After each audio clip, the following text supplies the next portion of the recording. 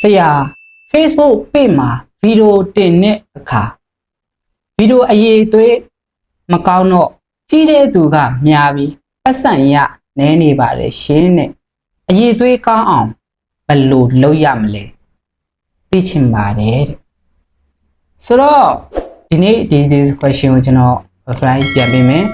ကြားမှာကျွန်တော်ဗီဒီယိုတွေမတင်ဖြစ်တာ2ပတ်ကျော်သွားပါပြီကျွန်တော်နေမကောင်းတာရဲ့ကျွန်တော်တခြားအပြင်သွားနေတာရဲ့မအားလို့ကျွန်တော်ဗီဒီယိုတွေမလုပ်ဖြစ်ဘူးအဲ့တော့ကျွန်တော်တောင်းပန်ပါတယ်ဒီ discussion တွေကလည်းပြောထားတာကြာပါပြီတခြားသောသူတွေကိုလည်းကျွန်တော် frame ပြန်ပြီးမိတဲ့အတွက်လည်းပထမဦးဆုံးကျွန်တော်တောင်းပန်ပါတယ်အဲ့တော့ကျွန်တော်ဒီနေ့တော့ဒီ frame ကိုပြန်ပေးမယ်ဒီနေ့ကတော့အကြံပေးဗီဒီယိုတိတက်မှာပဲပေါ့နော်အဲ့ဒီမှာကျွန်တော်နည်းနည်းအသေးစိတ်ပေါ့နားလေသဘောပေါက်အောင်ကျွန်တော်တစ်ခုချင်းစီချပြီးကျွန်တော်တည်တဲ့လောက်ကိုကျွန်တော်ရှင်းပြထားပေးပါတယ်အဲ့တော့ဒီဗီဒီယိုကိုအစအဆုံးကြည့်သွားပေးပါလို့တောင်းဆိုချင်ပါတယ်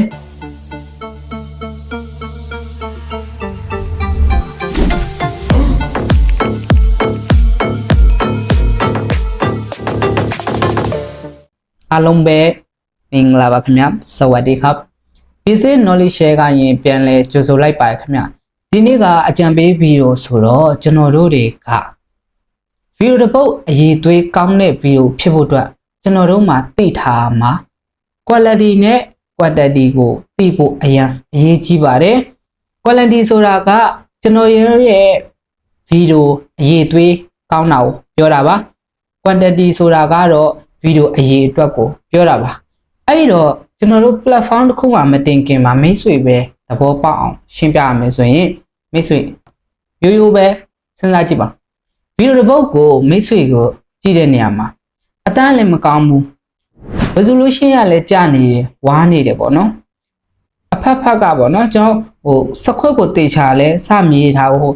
ဗီဒီယိုကအရှေ့နောက်ရောက်လိုက်နောက်ရောက်လိုက်ရှေ့ရောက်လိုက်ဆိုရင်အဲ့ဗီဒီယိုမိတ်ဆွေစိတ်ဝင်စားမှာဆိုတော့အဲ့ဒါကအများကြီးတင်တာ quantity ကိုပြောတာပါအဲ့တော့ဗီဒီယိုအပုတ်တွေများတိုင်းလဲမကောင်းပါဘူးကောင်းကောင်းမွန်မွန်နဲ့ဗီဒီယိုတစ်ပုတ်ဖန်တီးချင်တယ်ဆိုရင်တော့အဲ့နှစ်ခုကိုနားလည်သဘောပေါက်အောင်ကြိုးစားပါအဲ့တော့ quality ကအရင်အရေးကြီးတယ်ဆိုရင် quality ဘက်ကိုသွားပါဘယ်လိုလုပ်ရမလဲဆိုလို့ရှိရင်ပထမအဆုံးအနေနဲ့မိတ်ဆွေဗီဒီယိုတစ်ပုတ်ဖန်တီးရဲ့နေရာမှာဖုန်းနဲ့ပဲဖန်တီးကင်မရာနဲ့ပဲဖန်တီးပေါ့နော်ကွန်တက်ရိုက်တဲ့သူတွေဆိုလို့ရှိရင်software တစ်ခုနဲ့ခံသုံးတာမျိုးပေါ့နော်ဒီဖုန်းထဲမှာပါတဲ့ကင်မရာတွေကတော့တည်တဲ့အတိုင်းသိမရဘူးပေါ့နော်သူဟာနဲ့သူဆိုရင်တော့ကောင်းတဲ့ဥစ္စာတော့ကောင်းပါတယ်ဒါပေမဲ့အရင်ကြီး height တော့မဖြစ်ဘူးပေါ့နော်ကျွန်တော်ဆိုလို့ရှိရင်အခုကျွန်တော်ရိုက်ပြထားတာဆိုလို့ရှိရင်ဒါကျွန်တော် software တစ်ခုနဲ့ခံသုံးထားတာပါဖုန်းနဲ့ပဲရိုက်ထားတာပါအဲ့ဒီ application နာမည်ကတော့ Blackgis Camera လို့ခေါ်ပါတယ်ဒီ software ပါဒီ software နဲ့ကျွန်တော်ရိုက်ထားတာပါဆိုတော့သူ့မှာဆိုလို့ရှိရင်ကျွန်တော် professional ကြပြီးတော့တကယ်ကိုမှ pro ကြကင်မရာပုံစံမျိုးရိုက်လို့ရပါတယ်ကင်မရာတွေနီးပါးလောက် setting တွေအများကြီးချိန်လို့ရပါတယ်အဲ့တော့ကျွန်တော်တို့အသာချက်တစ်ခုဖြစ်သွားပြီဗီဒီယိုရိုက်တဲ့နေရာမှာလည်းအကြည့်ရတယ်ပေါ့နော်ဆိုတော့ဒါက content ရိုက်တဲ့သူတွေအတွက်အကျိုးရှိပါတယ်တခြား blog ပဲရိုက်ပေါ့နော် blog ရိုက်တဲ့သူတွေအတွက်လည်းအဆင်ပြေပါတယ်ပေါ့ okay အဲ့တော့နောက်တစ်ခုအနေနဲ့ကဘာလဲဆိုရင်ဗီဒီယိုတစ်ပုတ်ဖန်တီးတော့မယ်ဆိုလို့ရှိရင်ကျွန်တော်တို့ content တစ်ခုတေချာခြာရေးပါကိုပြောချင်တဲ့အကြောင်းအရာကိုထဲသွင်းချင်တဲ့စကားလုံးတွေပေါ့နော်အဲ့ဒါတွေစုစည်းဖြစ်အောင်စာကိုတေချာခြာရေးထားပါအဲ့ဒါရေးထားပြီးပြီဆိုမှသာလျှင်ကျွန်တော်တို့ကပြောချင်တဲ့အကြောင်းအရာကိုပြန်ဗီဒီယို editing ဆက်တဲ့အခါကြလို့ရှိရင်ကျွန်တော်တို့အရှေ့နောက်တွေမရောက်သွားဘူးပြင်ဖြတ်တဲ့နေရာမှာနိုးတာတွေပါဖြစ်တယ်ပေါ့နော်စခွင့်မရေးထားဘူးဆိုလို့ရှိရင်အဲ့တော့မိတ်ဆွေကစခွင့်ရေးထားပါအဲ့တော့မှဗီဒီယိုကိုကျွန်တော်ဖြတ်တဲ့နေရာမှာသူ့နာသူစနစ်တကျသွားမှာပေါ့နော်အဲ့တော့နောက်တစ်ခုဆက်ပြောပြမယ်နောက်တစ်ခုကဘာလဲဆိုရင်ဒီဗီဒီယိုကိုကြည့်လိုက်အခုကျွန်တော်ပြောပြနေတာကတော့ဖုန်းနဲ့ပဲရိုက်ထားတယ်ဖုန်းမှာ original ပါတယ်ကင်မရာနဲ့ရိုက်ထားတာပါမိုက်လည်းမတက်ထားဘူးเนาะအဲ့ပါကွာဒီဗီဒီယိုမှာဆိုလို့ရှိရင်အတန်အားဖြင့်လေnoise တန်နေပါနေတယ်ဗီဒီယိုဆိုလို့ရှိရင်လည်းကျွန်တော် noise တွေဖြစ်နေပေါ့နော်ဒီဝါးနေတယ်မိတ်ဆွေမြင်ရပါတယ်ပေါ့နော်ဆိုတော့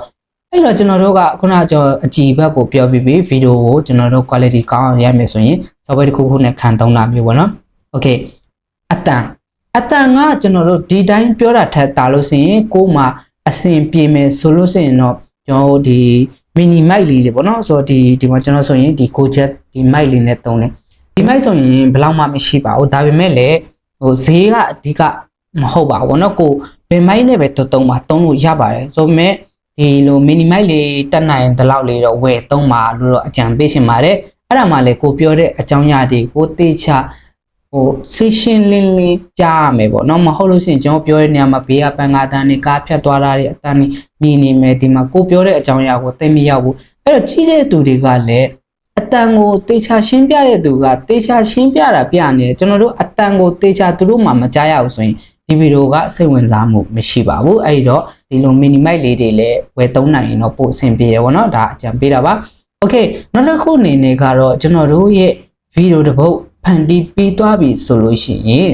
ကျွန်တော်တို့တမ်းမနေထည့်တာမျိုးတို့ကျွန်တော်တို့ရဲ့ logo တွေထည့်တာမျိုးပေါ့နော်ကျွန်တော်ဆိုဒီမှာ logo ကျွန်တော်ရဲ့ဗီဒီယိုမှာဆိုရင်ကျွန်တော်အပေါ်ဆုံးမှာ logo လေးထည့်တာပြီးတယ်အဲ့ logo ကြတော့ဘာလဲဆိုလို့ရှိရင်ကျွန်တော်ဆိုတာကိုသိသွားဥပမာကျွန်တော် channel ဆိုရင်ကျွန်တော် channel နဲ့ပတ်သက်တဲ့ဒီ logo ပေါ့နော် logo ဆိုတာကတော့မိတ်ဆွေတို့သဘောပေါက်နားလည်မယ်ထင်ပါတယ်ဟိုကိုရဲ့ပုံစံကိုရဲ့ကိုဗီဒီယိုဆိုတဲ့အကြောင်းပေါ့နော်အတိမတ်ပြုထားတာမျိုးပြောတာပါအဲ့တော့ကိုရဲ့ logo လေးတွေထည့်ပေးနိုင်ပိုကောင်းတယ်ပေါ့နော်အကယ်၍မိတ်ဆွေက logo မဆွဲတတ်သေးဘူးဆိုရင်နောက်ထပ်ဗီဒီယိုမှာတင်ပေးမယ်မိတ်ဆွေတို့သိချင်တယ်ဆိုရင်လည်းအဲ့ကိုသိချင်တဲ့အကြောင်းအရာတွေကိုထည့်ရေးသွားပါပေါ့နော် discussion မှာလည်းရေးသွားပေးပါ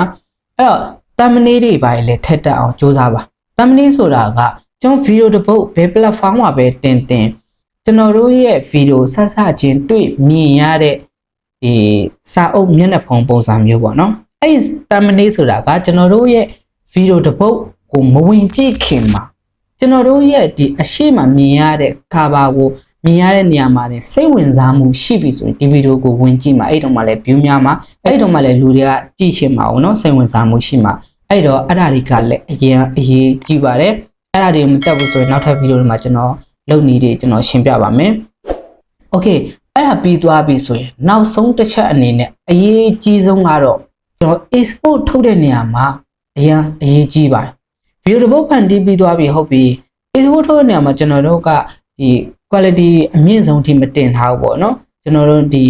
နည်းနည်းလေးနဲ့ပဲတွားနိုင်မယ်ဆိုလို့ရှိရင် resolution ကြားတဲ့အထက်မှာလည်းပါနေမယ်အဲ့တော့ဗီဒီယိုကဝါနေမယ်ပြီးရင် file size တွေကနည်းနေမယ်ဆိုရင်ဟိုပြတ်တောက်သွားတာတော့မရှင်းနေဖြစ်တာမျိုးလို့ဖြစ်တတ်ပါတယ်ပေါ့နော်အဲ့တော့ကိုဖုန်းနဲ့ပဲဖြစ်ဒီ laptop တွေနဲ့ပဲဖြစ်ပေါ့နော်ကိုအမြင့်ဆုံးဒီတင်သွားပါအဲ့ဒါဆိုလို့ရှိရင်မိတ်ဆွေရဲ့ဗီဒီယိုကကြည့်ရှုမှုလည်းများလိမ့်မယ်ကောင်းမယ်ပြီးလို့ရှိရင်စိတ်ပါဝင်စားဖြစ်အောင်လို့ရှင်းပြတဲ့နေရာမှာလည်းမိုက်လေးတွေလည်းတုံးတက်သွားမယ်ဆိုရင်သိကြတယ်မိတ်ဆွေဗီဒီယိုကိုကြည့်ရှုသူလည်းများလာသလိုပတ်စံလည်းရလာမှာပါအဲ့တော့ဟိုနောက်ထပ်ဗီဒီယိုတွေမှာတော့ကျွန်တော်ဒီ